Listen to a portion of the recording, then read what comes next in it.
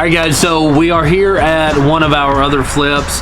This is one that me and Josh have, and I don't actually think, other than stories, I've actually talked about this one, so I thought it'd be good.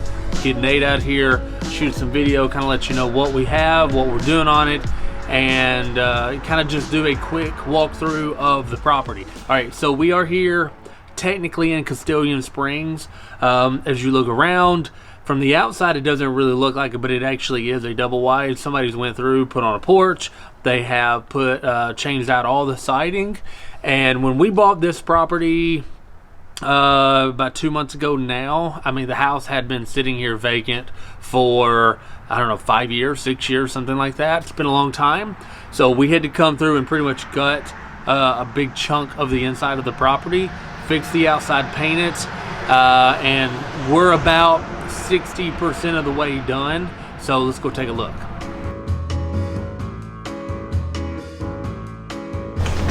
All right, so once you get inside, you can really start to see that it is a double wide. So the way we're treating this differently than maybe one of our Nashville properties is, just because it is on a double wide, technically that you're not going to be able to get as much per square foot. Now this is about a 1,500 square foot, 3-bed, 2-bath house. So we pulled up all the floors.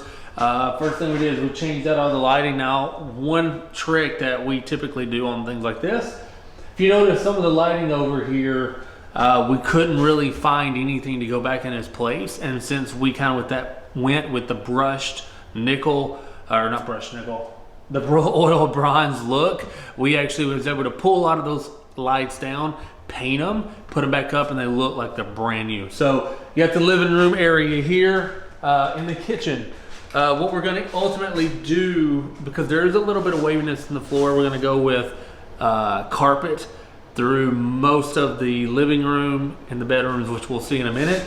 And then we're going to go with LVP here in the kitchen and the laundry room, which is right on the other side. Cabinets, we ultimately just painted the cabinets because they were in decent shape, except for what we decided to do is put granite down on top of the cabinets. Now, you notice here, what we got is, I mean, it's not very much support at all. So what we're actually having to do is beefing up the cabinets, and we're going to put supports all the way around it. That way, when you set that heavy granite on top of it, then it is obviously going to hold. Now, the reason why, I mean, putting granite in a double wide, the reason why I like to do that is you're really only looking $300 or $400 difference by the time you pay somebody to install it, for mica and cut it and all that. You can get granite almost at the same price, given, at least on this house we was able to. So it was a no-brainer. So we went through, put new lights. I think it's going to give it a really fresh look and get us that $200 to $210 price point. Ultimately, we're hoping for. All right, so we got here. Now you notice what we had to do with a lot of the floors. Anytime you put two double wides together, you can have that unlevel of the floors. We actually had to put floor leveler. We got a bedroom here. Come down the hallway. We got another bedroom here. And then in here is the master with the master bath. It's actually got a pretty good size master bath. Now we had to get a couple new doors because they had just sat here so long, they warped, wasn't any good. But inside of the master bathroom, again, we're going with granite on the two sides. So it's got a sink over here, sink over there. We're just gonna clean this up and just make it look fresh. And then ultimately you got the shower, you got the nice cabinets. If you notice too, it's amazing to me what we're going to change all these hinges, but just putting on fresh like knobs and hinges, things like that, really make a difference. So when you're in one of these situations like here, to where you're not going to get the same level price point, but you still need to make it feel like you've done quite a bit to the house. Hinges, knobs, things like that are incredible ways to add that value, at least the perceived value.